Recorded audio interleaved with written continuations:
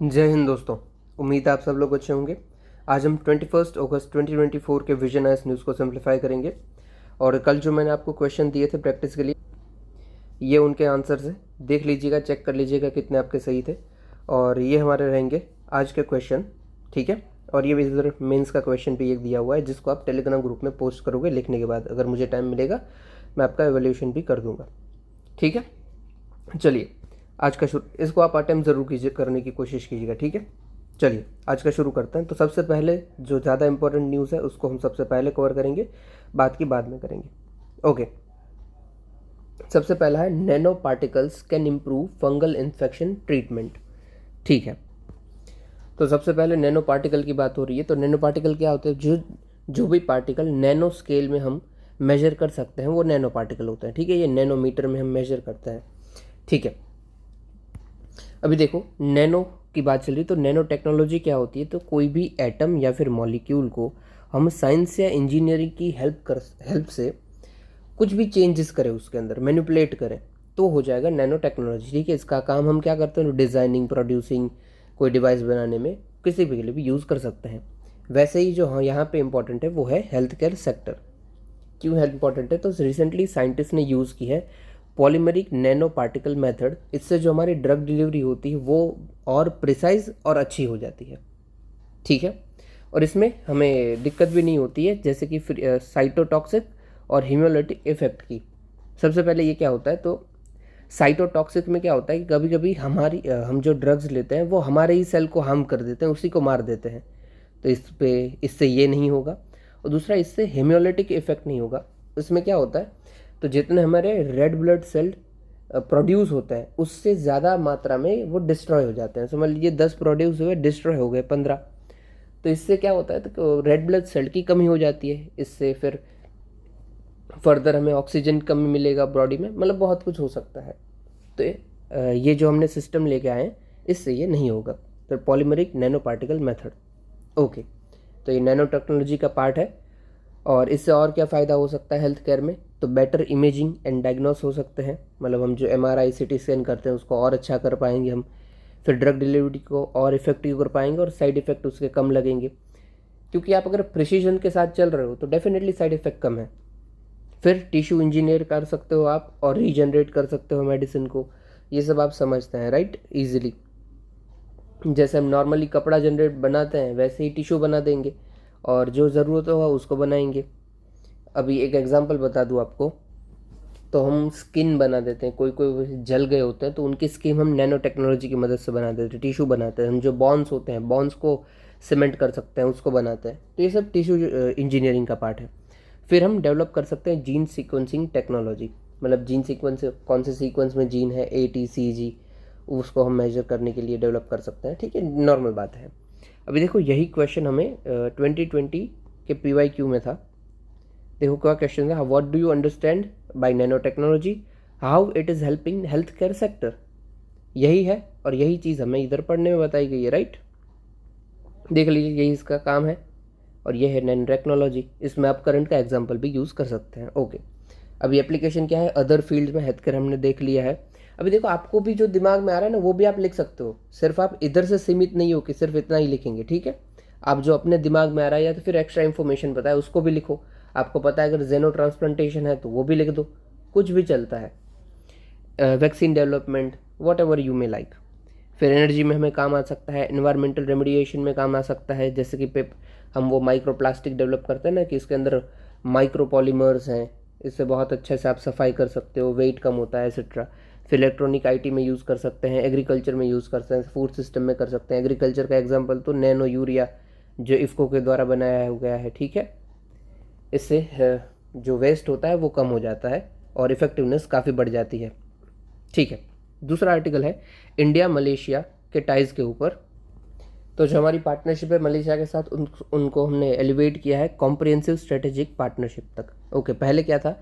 ये strategic partnership थी, अब ये हो गई है comprehensive strategic partnership. In short फ़र्क क्या है? तो और ज़्यादा बेहतर तरीके से पार्टनरशिप होगी और ज़्यादा हम इनिशिएटिव लेंगे साथ में और कोलाब्रेशन कॉपरेशन करेंगे, ओके। सबसे पहले बेसिक जान लेते हैं इंडिया मलेशिया रिलेशनशिप के बारे में।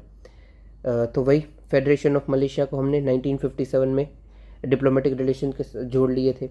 फिर डायस्पोरा, तो हमारे अराउंड 2.7 मिलियन पर्सन मलेशिया के अंदर काम करते हैं। फिर ट्रेड हमारा अराउंड 20 बिलियन के आजू बाजू है। हमारी डिफेंस एक्सरसाइज कौन सी होती है, तो मिडकॉम और हरिमाऊ शक्ति। 24 में ही ये क्वेश्चन था, ठीक, मतलब ये नहीं, मित्र शक्ति के ऊपर था। हरिमाऊ शक्ति उसका थोड़ा सा साथ साथ चलता है, इसलिए मैंने बता दिया। फिर एशियन सेंट्रलिटी में, तो आसियान का जो हमारा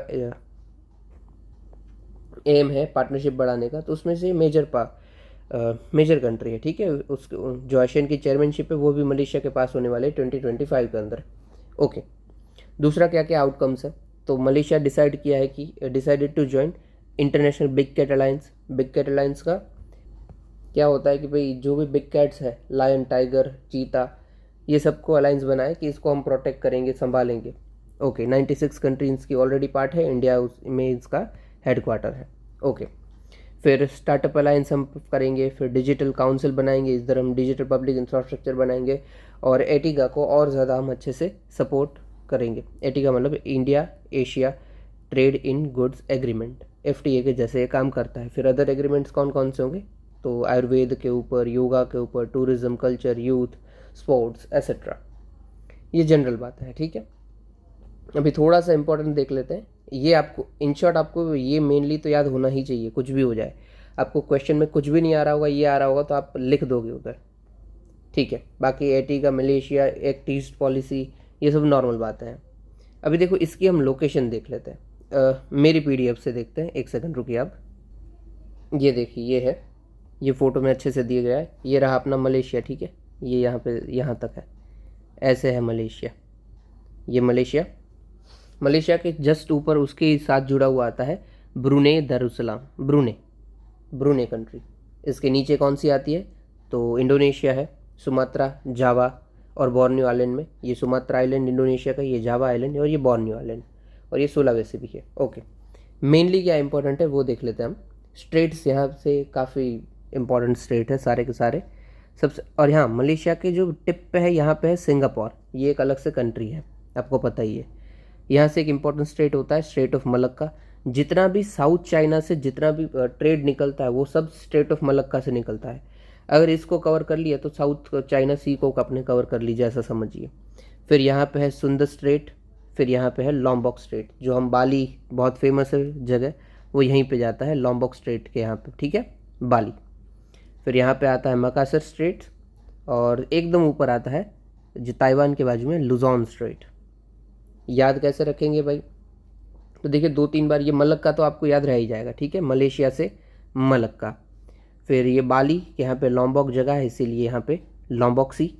और ये सुंदा स्ट्रेट आपको याद रख लेना है, ठीक है, सुंदा, मलक्का, सुंदा, लॉम्बॉक, मकासर और लुजॉन, ठीक है, यहाँ पे ऊपर एकदम लुजॉन। चलिए ऐसे ही देख लेते हैं। सबसे पहले मलक्का, फिर सुंदा, फिर लॉम्बॉक और यहाँ पे लुजॉन, ठीक है, MSLL, कैसे भी आपको याद रहता हो, ठीक है, MSLL, मलक्का, सुंदा, लॉम्बॉक, लुजॉन। चलिए अभी आगे देखते हैं। ये लोकेशन आपको देख लीजिए, ठीक है, इंडोनेशिया है यहाँ पे, उसके ऊपर वियतनाम, कंबोडिया, चाइना, ये पारासल आइलैंड्स, स्पार्टली आइलैंड, और यहाँ पे आता है स्कारबोरो आइलैंड। स्पार्टली के साथ जो मलेशिया है उसकी डिस्प्यूट है चाइना, फिलीपींस, वियतनाम, ताइवान के साथ। ओके, चलिए अभी नेक्स्ट न्यूज़ देखते हैं, एक सेकंड सिर्फ। चलिए यहाँ पे हम थे, यही है, देख लीजिए। ओके, और जो ये कंट्रीज़ है याद रखने की, मैंने बहुत बार बताया है। C फॉर चाइना, फिर MLV मलेशिया, लाओस, वियतनाम। फिर इसके नीचे चले जाइए तो TC, दोनों के जो बीच में जगह रही है TC, और T से भी नीचे जाइएगा तो मलेशिया अपना आ जाएगा, ठीक है। ये T for Thailand and C for Cambodia, यहाँ पे जो दिया गया है आपको। ओके, यही सब एक दूसरे के साथ बॉर्डर बनाता है। ऐसे ऐसे जो भी बाजू में हो वो बॉर्डर बनाएगा, जो दूर है वो बॉर्डर नहीं बनाएगा, ठीक है। चलिए और देखो ये स्ट्रेट यहाँ पे आपको याद है, ठीक है। चलिए नेक्स्ट न्यूज़, थोड़ा सा मैंने ज़्यादा खींच लिया, माफ़ करना। चलिए फिर न्यूज़ है इंडिया जापान रिलेशन के ऊपर। देखो ये PYQ में बताना भूल गया, ऊपर वाला भी था। ये जो कंट्रीज़ के साथ पार्टनरशिप होती है वो हर साल एक क्वेश्चन तो आता ही आता है, 13 से लेकर के ये ट्रेंड चल रहा है और हर साल एक क्वेश्चन तो बनता ही है अलग अलग कंट्री के साथ जो भी न्यूज़ में होता है।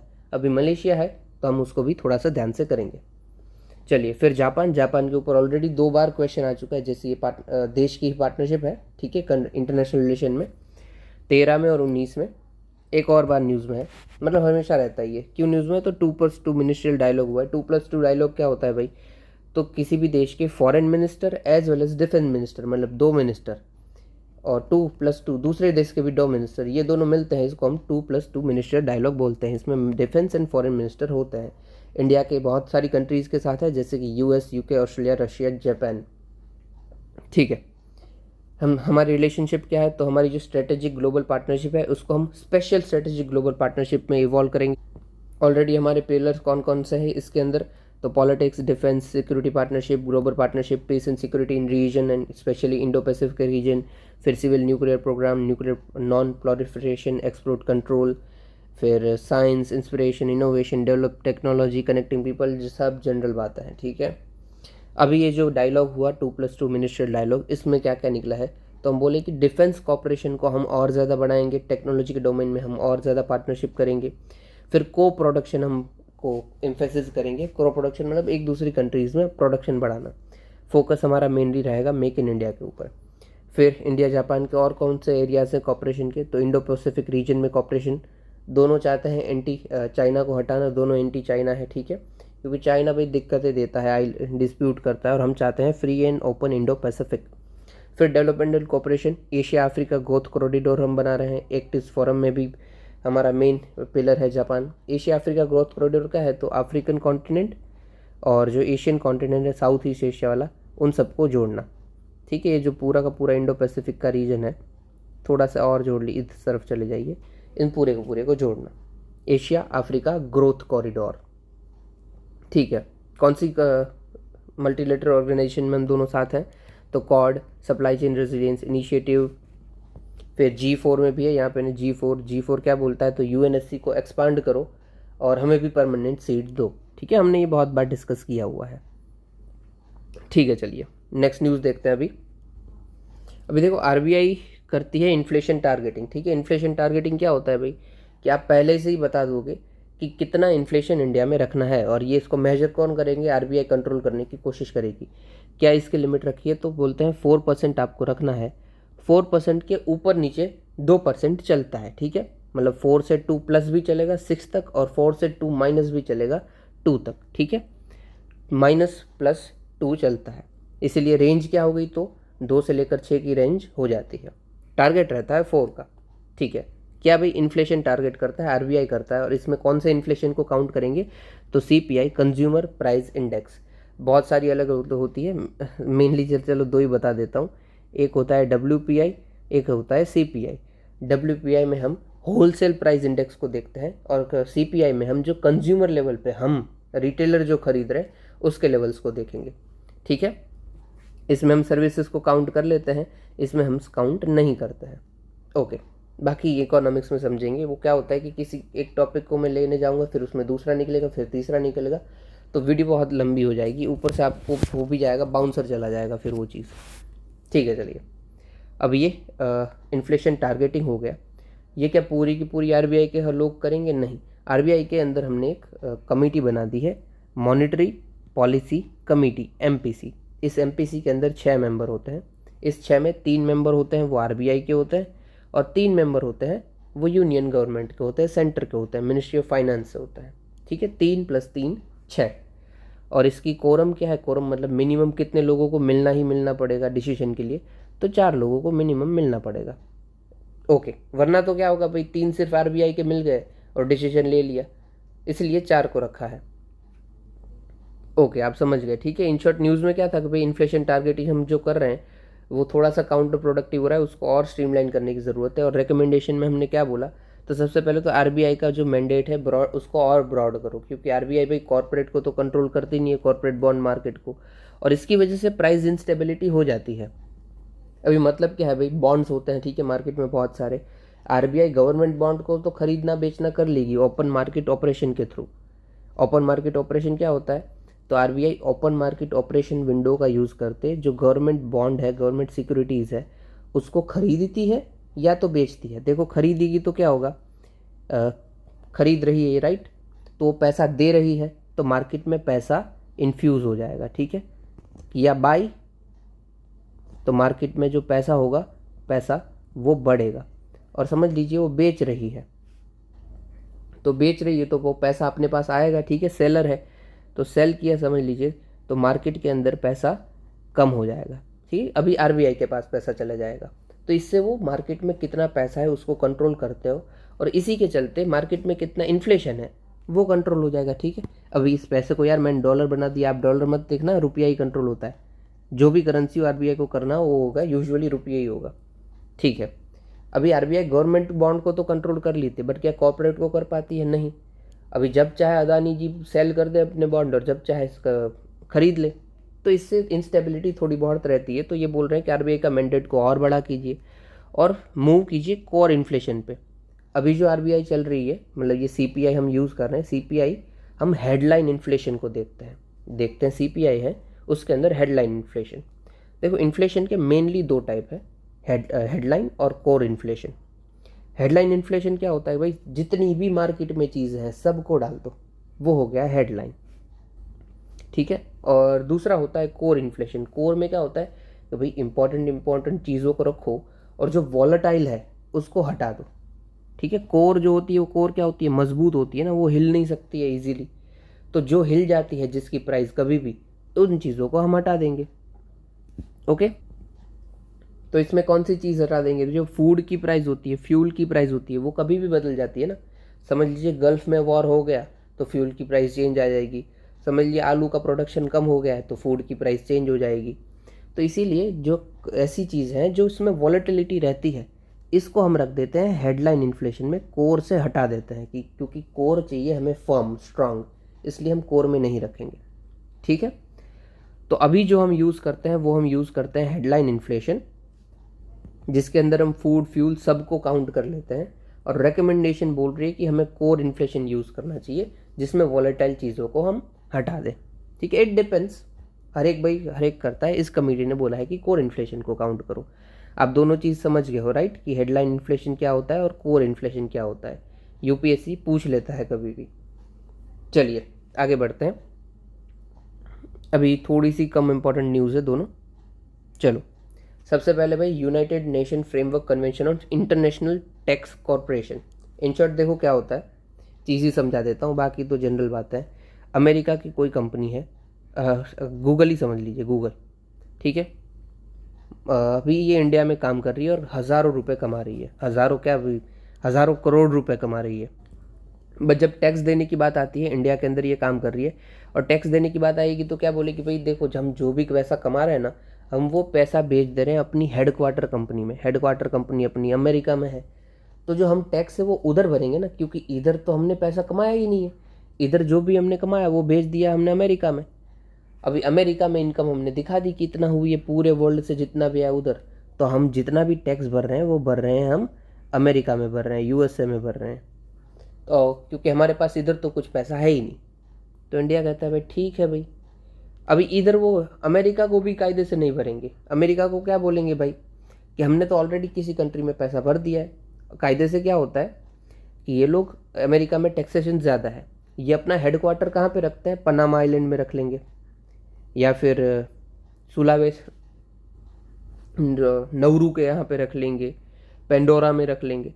ऐसी चीज़ों पे ऐसी जगह पे ये अपना हेडक्वार्टर रखते हैं जहाँ पे टैक्स रेट एकदम कम होता है, ठीक है। जैसे कि एग्जांपल हम लेते हैं तो केमन आइलैंड कंट्री है, ठीक है।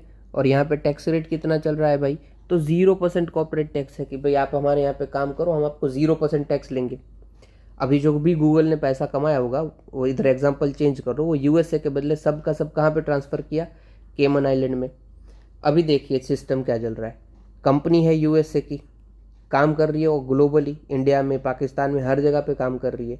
बट उन्होंने बताया कि हमारा जो हेडक्वार्टर है ना वो केमन आइलैंड में है, जो भी पैसा जाएगा वो सारा का सारा केमन आइलैंड में जाएगा, और उधर टैक्स कितना है, तो 0% है। तो ये तो भाई नाइंसाफ़ी होगी ना, कि यूएसए ने इसको पाला पोसा बड़ा किया, ग्लोबली इंडिया से ये लोग पैसा कमाए, और लेके जाएगी कैमन आइलैंड में ताकि उनको टैक्स भरना ही ना पड़े।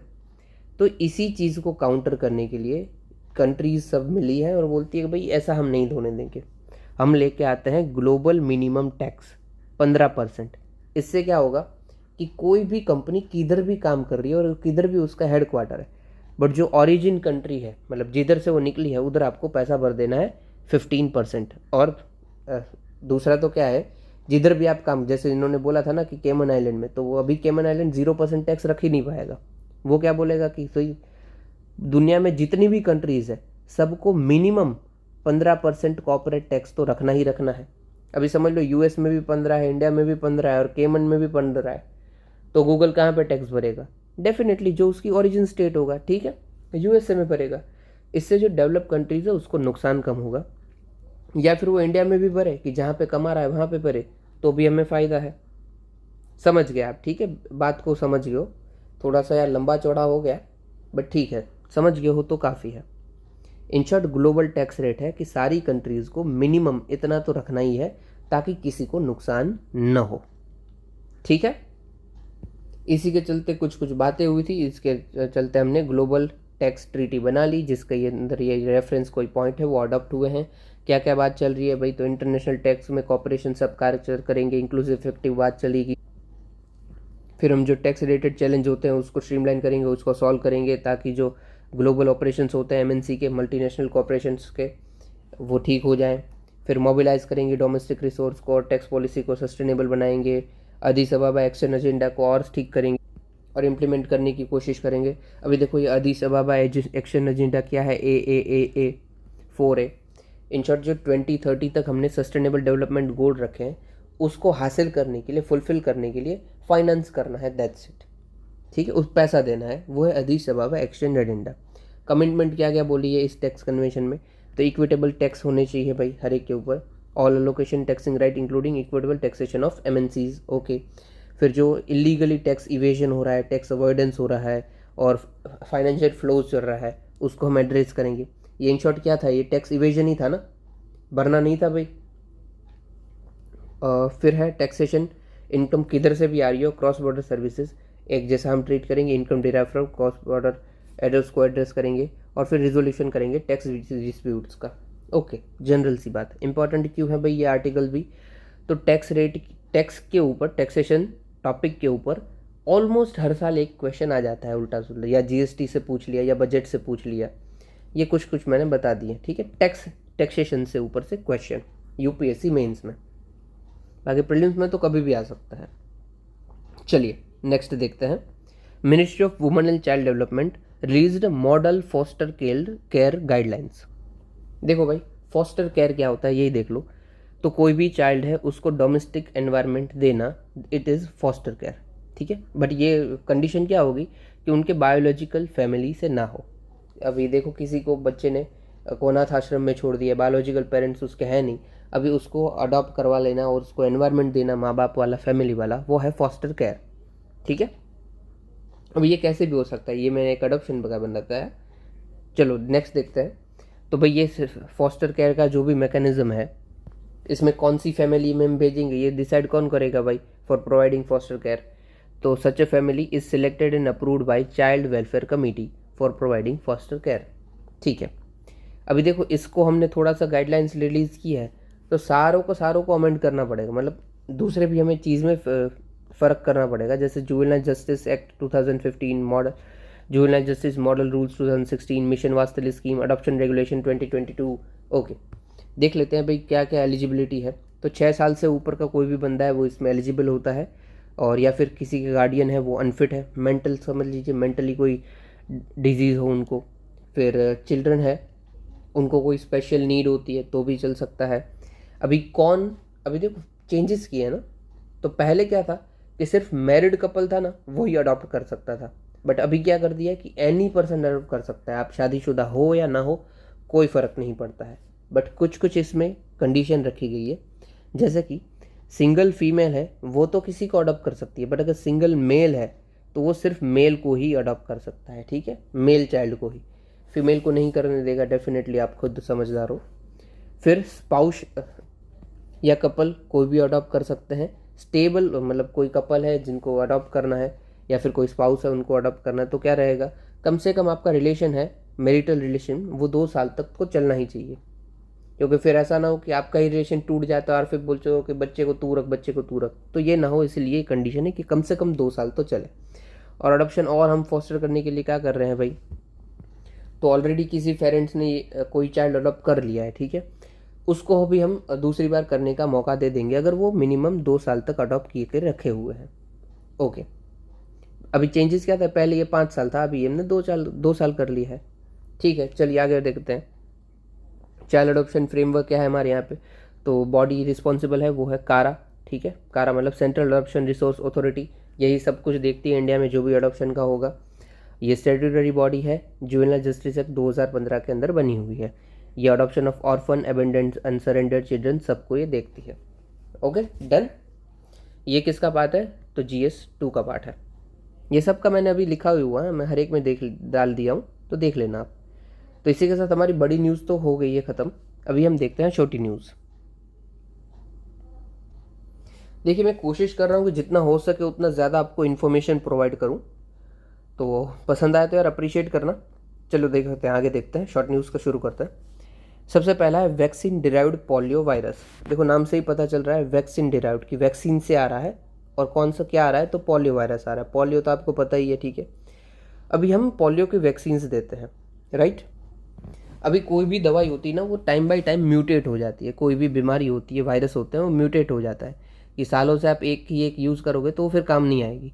सेम ये जो वैक्सीन में हम वायरस डालते हैं, वो हम वायरस डालते हैं एट्यूनेटेड या फिर वीकन, मतलब कि जिंदा वायरस डालते हैं जिसको हमने कमज़ोर कर दिया होता है। चलो आपको सिस्टम समझा देता हूँ, समझ लीजिए कि ये कोई वायरस है, ठीक है, ये वायरस है और ये बंदा है ये बॉडी के अंदर। अभी ये बहुत ही स्ट्रांग वायरस है, पर हम क्या करेंगे, इसको बहुत मारेंगे, पीटेंगे, दो डालेंगे, आधा अधूरा काट पाट देंगे और फिर इसको हम हमारी बॉडी के अंदर डालेंगे। अभी इसके अंदर दम है नहीं, ठीक है, वायरस के अंदर।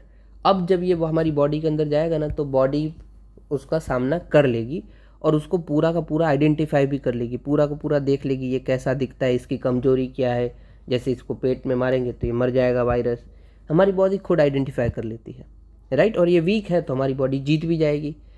पर अभी जब दूसरी बार क्या होगा कि ओरिजिनल वायरस जब आएगा, पावरफुल वाला वायरस जब आएगा, ठीक है, हमारी बॉडी ने तो पहले से ही इसको आइडेंटिफाई कर लिया था, ठीक है। अब ये जैसे ही आएगा ना, हमारी बॉडी पहचान जाएगी कि ये वही है, इसको भाई उधर अटैक करो, तो ये वायरस हार जाएगा। तो और सेम हमारी बॉडी फिर जीत जाती है।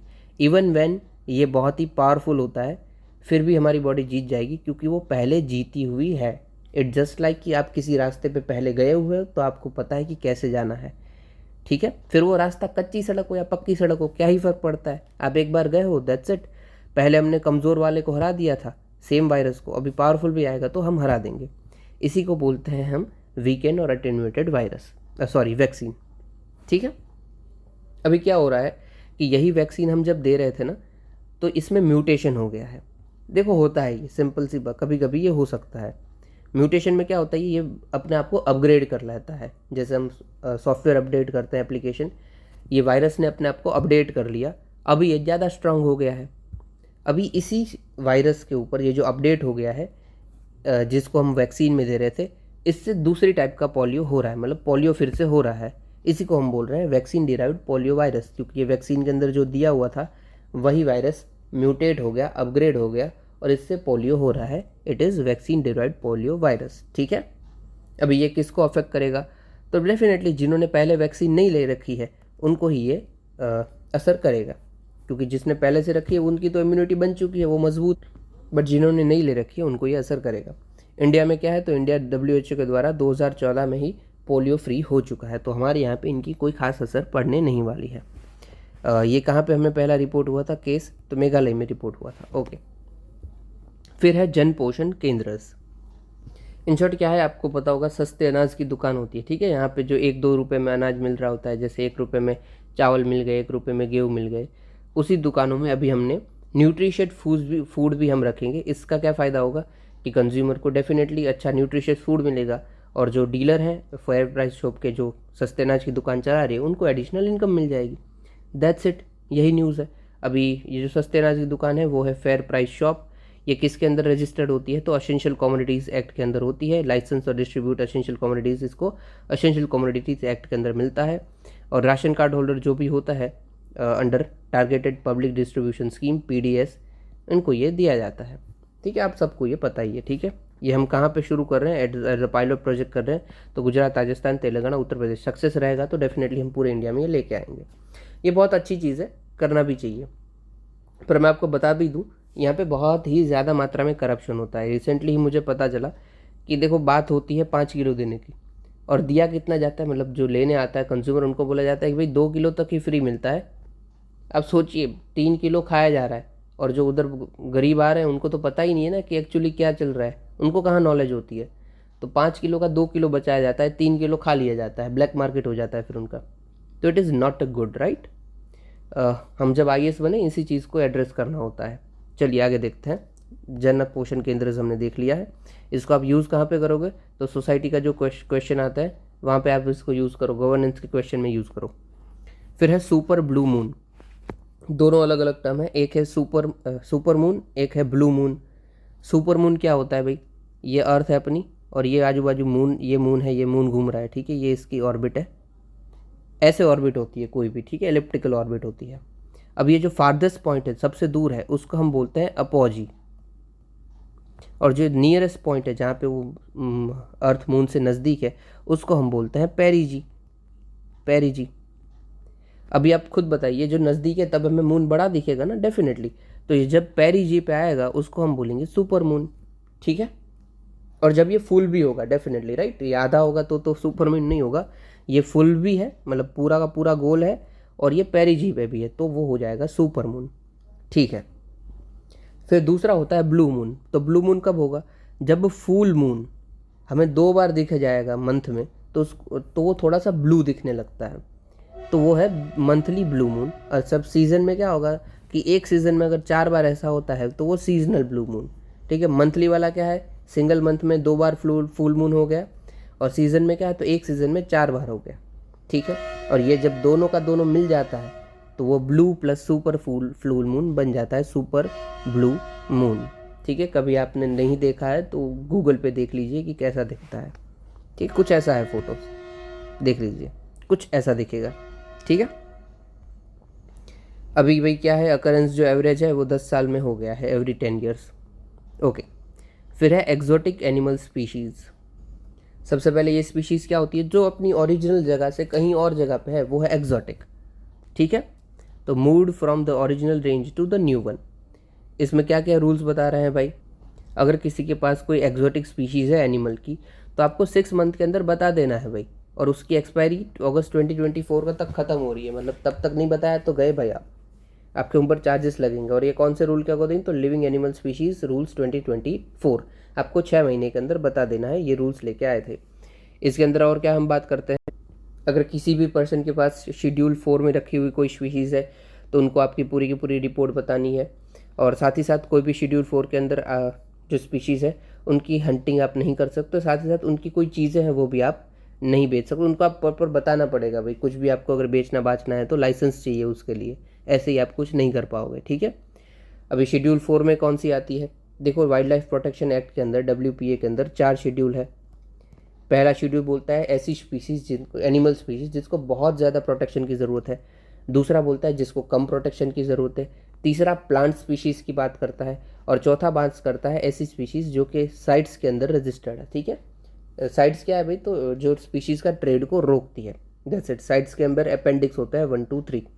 ओके, तो यहाँ पे हम जो बात कर रहे हैं वो कर रहे हैं शेड्यूल 4 वाली स्पीशीज़ की, कि आपके पास अगर है तो डिटेल रिपोर्ट बना के दीजिए, और उसकी कोई भी चीज़ है उसमें आप डीलिंग अगर करना चाहते हैं तो सबसे पहले लाइसेंस लीजिए, ऐसे ही नहीं कर सकते हो क्योंकि हंटिंग प्रोहिबिट कर रखी है हमने। तो आप समझ गए, ठीक है, एक्जोटिक स्पीशीज़। ओके, फिर है क्वांटम नॉन लोकालिटी। इस नॉन लोकालिटी को एंटेंगलमेंट भी बोलते हैं। इन शॉर्ट ये क्या होता है कि कोई ऐसा मटेरियल है और वो उस तरीके से जुड़ा हुआ है, मतलब 2 मटेरियल है समझ लीजिए, 1 और 2, और ये दोनों इस तरीके से जुड़े हुए हैं कि आप एक में कोई चेंजेस करोगे दूसरे में चेंज अपने आप हो जाएगा। एग्जाम्पल ले लेते हैं कि समझ लीजिए कि 2 स्पिनर है, ठीक है, और ये घूम रहा है उल्टा, right to left, upside down.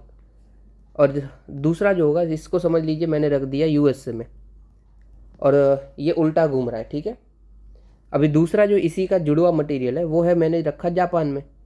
अभी अगर ऐसा है इन दोनों का सिस्टम कि एक उल्टा घूमेगा तो एक सीधा घूमेगा, तो अगर मैं इसको उल्टा घुमाऊंगा यूएसए वाले को, तो इवन व्हेन जापान में कोई उसको कुछ नहीं कर रहा है पर ये जापान में अपने आप सीधा घूमने लगेगा। समझ रहे आप कि इस तरीके से जुड़े हुए हैं कि इवन व्हेन वो फिजिकली बहुत दूर हो बट फिर भी एक में चेंज होने से दूसरा में अपने आप चेंज हो जाएगा। It is quantum entanglement. Entangled क्या होता है? जुड़े होना, ठीक है। क्वांटम मतलब क्वांटम पार्टिकल्स की यहाँ पे बात हो रही है। ओके, इसका एग्जाम्पल भी मैं कायदे से नहीं दे सकता हूँ क्योंकि बहुत टेक्निकल चीज़ों में इनका यूज़ होता है, जैसे स्पेस सेक्टर में यूज़ हो गया, क्वांटम कंप्यूटिंग में ये यूज़ हो गया, ऐसे सब चीज़ें में यूज़ होता है। एग्जाम्पल चलो मैं दे देता हूँ कि समझ लीजिए अभी अभी बहुत फेमस है, नोट्स बनती है, ठीक है, ऑनलाइन नोट्स की ग्रुप नोट्स बनती है कि एक बंदा अपने ग्रुप्स में डालेगा कि भाई ओके, तो जितने भी लोगों के पास वो ग्रुप में शेयर होगा नोट्स बनाने वाला, सबके वो नोट्स में ऑटोमेटिक ओके लिखा हुआ आ जाएगा। ये क्या है? ये इंटेंगलमेंट है कि एक जगह पे चेंज हो रहा है तो हर जगह पे ऑटोमेटिक चेंज हो रहा है, ठीक है, इंटेंगलमेंट है। ओके, कि एक बंदा ग्रुप में चेंज करेगा, हर जगह ग्रुप में चेंज ऑटोमेटिक हो जाएगा। आपको अगर पता है ना ये नोट्स, तो ही आपको समझ में आएगा कि ये ग्रुप नोट्स होते हैं कि मैं कोई नोट्स बना रहा हूँ, वो नोट्स आपके पास भी बन रहे हैं ऑटोमेटिक, इधर मैं लिखता जाऊँगा, आपके कंप्यूटर में लिखा हुआ आता जाएगा, मोबाइल पे भी होता है, फिर आप नीचे लिखोगे तो मेरे में लिखा हुआ आता जाएगा, ठीक है। चलिए, तो यही है क्वांटम नॉन लोकालिटी और क्वांटम इंटेंगलमेंट। क्या होता है भाई? Ability of quantum particles know each other state and correlate में उसके जैसा करना, and separated by large distance. मैंने बता दिया यूएस जापान का एग्जांपल। ये स्पेस में भी काम कर सकता है कि एक दुनिया के कोई एक कोने पे है और दूसरा स्पेस में है, फिर भी ये काम करता है। तो ये फिनोमेनन ऑफ इंटेंगलमेंट है, each other become permanently correlate dependent of each other state and properties, किधर भी हो। ओके, फिर है online portal for power sector. Power sector जितने भी हमारे काम कर रहे हैं उसके लिए हमने ऑनलाइन पोर्टल्स रखे हैं, जैसे कि पहला है drips, disaster residence infrastructure for power sectors. इसमें हम क्या मेन काम करेंगे, तो वही कांटेक्ट कर पाएंगे सिंगल कांटेक्ट के ऊपर कि जितने भी स्टेक होल्डर्स है, जिसकी इन्वेंट्री है, इक्विपमेंट है, क्रिटिकल सप्लाईज है, सब इधर से कांटेक्ट कर लीजिए। फिर जल विद्युत डिटेल प्रोजेक्ट है, इसमें हाइड्रो इलेक्ट्रिक प्रोजेक्ट और पंप स्टोरेज प्रोजेक्ट की बात चल रही होगी, इसको हम मॉनिटर कर पाएंगे। फिर तीसरा है portal for online monitoring projects thermal, इसमें हम एनालिसिस कर पाएंगे थर्मल पावर प्रोजेक्ट्स का, रियल टाइम ट्रैकिंग कर पाएंगे, ठीक है। नॉर्मल सब बातें हैं, ऐसे ही याद रख लो। प्रॉम्प्ट है थर्मल के लिए, जल विद्युत है डेफिनेटली हाइड्रो पावर के लिए, नाम ही बता रहा है, और ड्रिप अपना है डिजास्टर रेजिलिएंट इंफ्रास्ट्रक्चर और फॉर पावर के लिए। डन, इतना इंपॉर्टेंट नहीं है इसलिए भगा रहा हूँ। फिर है आईटीसी। आईटीसी सबसे पहले क्या होता है, आपको अगर थोड़ा भी नॉलेज होता है, आप लोग बोलते हैं बताए कि यार मुझे फ़ोन लेना है, किसी का जीएसटी है क्या, जीएसटी होगा तो आईटीसी मिल जाएगा, सस्ता पड़ जाएगा। वो होता है कायदे से इलीगल। समझाता हूँ क्या होता है, देख लीजिए। समझ लीजिए मेरी एबीसी करके कंपनी है और मैं रॉ मटेरियल कुछ ले रहा हूँ, रॉ मटेरियल पे टैक्स भर रहा हूँ 10%, फिर उसमें से कुछ मैं बाई फिनिश्ड प्रोडक्ट निकालता हूँ, उस पर मैं टैक्स भर रहा हूँ 15%। देखो कायदे से हुआ क्या कि एक ही प्रोडक्ट के ऊपर मैंने 2 बार टैक्स भर दिया ना, कि पहले रॉ मटेरियल के ऊपर भरा फिर फिनिश प्रोडक्ट के ऊपर भरा, टोटल तो मेरा टैक्स बढ़ गया यार। तो फिर मैं क्या कर सकता हूँ कि जो मेरा रॉ मटेरियल ना उसके ऊपर मैं टैक्स क्रेडिट ले लूँ, मतलब जितना भी पैसा मैंने टैक्स में भरा है, समझ लीजिए मैंने ये 10% और 15 जोड़ के 150 रुपये भरा था, तो जो भी 10% का समझ लीजिए कि 100 रुपये था, एग्जाम्पल लीजिए, तो मैं गवर्नमेंट को बोल सकता हूँ कि भाई ये जो रॉ मटेरियल था वो मैंने अपनी कंपनी के लिए कोई प्रोडक्ट बनाने के लिए लिया था, ये मेरा कैपिटल गुड है। कैपिटल गुड क्या होता है कि जिसको यूज़ करके आप फर्दर कोई गुड बना रहे हो, ये कैपिटल गुड है, तो इसके मुझे आईटीसी क्लेम कर दीजिए। तो आपको जितना भी टैक्स भरना होगा ना उसमें आपको ये रिमिशन मिल जाएगा, उतना कम भरना पड़ेगा, ठीक है। 150 भरना था और 100 रुपये अगर ये कैपिटल गुड का था तो मुझे अभी 50 ही भरना है, ठीक है। 100 रुपये मेरा माफ़ हो जाएगा, वापस मुझे मिल जाएगा। भरना आपको 150 का 150 है पर 100 वापस आ जाएगा सब्सिडी के जैसे, 50 ही टोटल रहेगा। इन शॉर्ट जो भी कैपिटल गुड है रॉ मटेरियल के लिए लगा हुआ वो नहीं भरना है, ठीक है, वो वापस मिल गया। तो कायदे से मैंने कौन सा टैक्स भरा, जो फिनिश प्रोडक्ट के ऊपर जो टैक्स था वो भर दिया। ओके, तो इसी को बोलते हैं आईटीसी, इनपुट टैक्स क्रेडिट। अभी दिक्कत कहाँ पे हो रही है, बंदे जो बिजनेस चला रहे हैं वो अगर अपना खुद का फ़ोन लेते हैं तो भी डाल देते हैं आईटीसी कि ये तो मेरा भाई कंपनी के लिए मैंने लिया था। फिर घर पे फ्रिज लिया तो वो भी डाल दिया कि ये कंपनी के लिए था। कुछ भी लिया हो वो बोल देते कि ये कंपनी के लिए था, कंपनी का ये कैपिटल गुड है। अभी डेफिनेटली हर एक को बंदे को तो आप चेक नहीं कर पाओगे ना कि हाँ कभी आपके यहाँ पे जीएसटी की रेड पड़ गई तो अलग बात है, पर हर एक को आप चेक नहीं कर पाओगे। वैसे ही फेक आईटीसी क्लेम में 1.2 ट्रिलियन, ये बहुत ही बड़ी अमाउंट है, 1.2 ट्रिलियन टैक्स इवेजन हुआ है। सोचिए हमारी इकोनॉमी 3 ट्रिलियन की अभी अभी रिसेंटली हुई है और इतना तो सिर्फ हम अमाउंट को टैक्स इवेजन में डाल दिए हैं। It's huge. फिर डायरेक्ट, ये किसने बताया था? तो director general of GST intelligence ने बताया था। आप ये समझ गया ना मैकेनिज्म।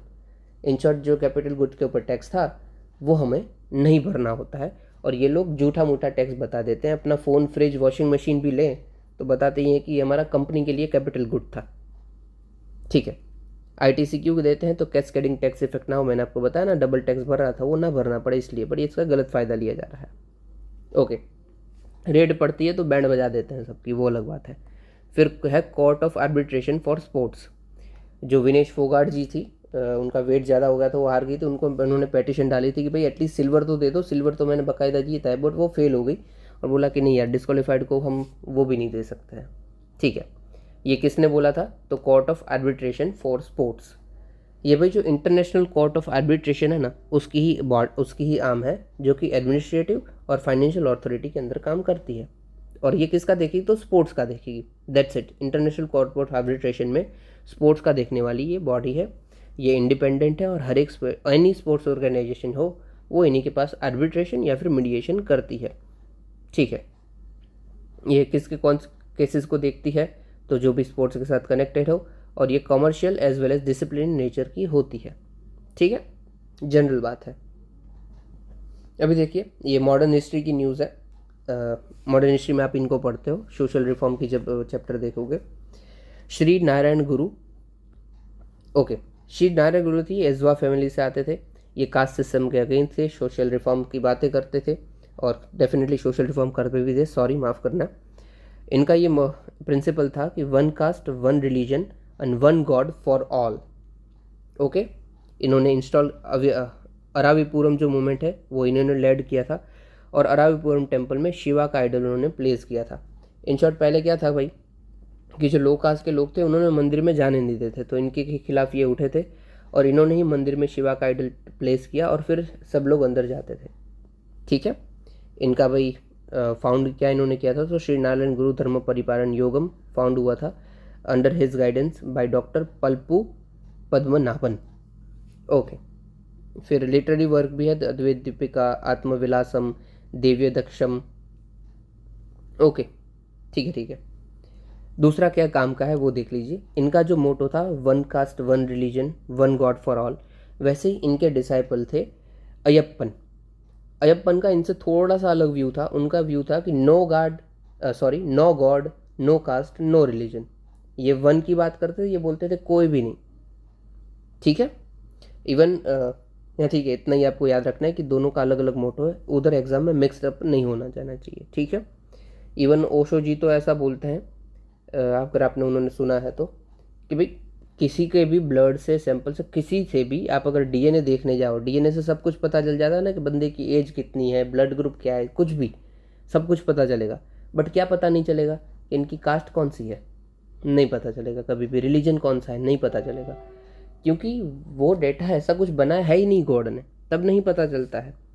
कुछ इसी आइडियोलॉजी से इंस्पायर्ड थे Ayyappan, no god no caste no religion. ठीक है, ये देख लीजिए, ये आपके आज के क्वेश्चन है, ये मेंस का क्वेश्चन है। जो नैनो टेक्नोलॉजी को हमने देखा था वही आपको लिखना है। 150 में लिख देना है इसको 10 मार्कर। ठीक है, ये PYQ है 2020 का, आप इसको 10 मार्क 150 में लिखोगे। और ये प्रीलिम्स के प्रैक्टिस क्वेश्चन है, देख लीजिए। आंसर देना ही देना है आपको भाई। अगर आप पार्टिसिपेट नहीं करोगे तो अपने आप को वीक बना रहे हो, दैट्स इट।